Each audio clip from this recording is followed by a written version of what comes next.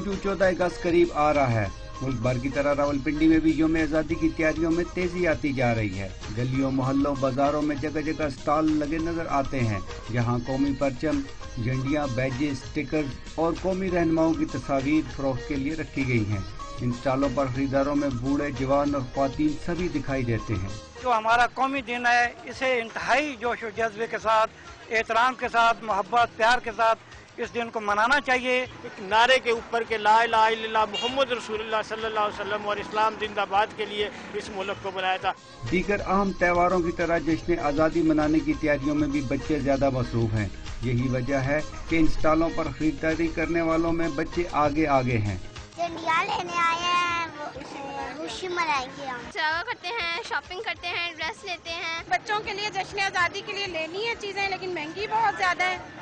जाहिर सी बात है, बच्चे तो जिद भी कर रहे हैं। अपने घर को जो है झंडी और झंडे लगाएंगे, 14 अगस्त की शॉपिंग कर रहे हैं। ईद से पहले यौम आज़ादी लोगों के लिए दोहरी ईद के मुताबिक है, जिसने इनकी खुशियों को दोबाला कर दिया है। बदअमनी, बेरोजगारी, महंगाई और दीगर मसाइल में घिरे अवाम के जज्बे तो मान पड़ गए हैं।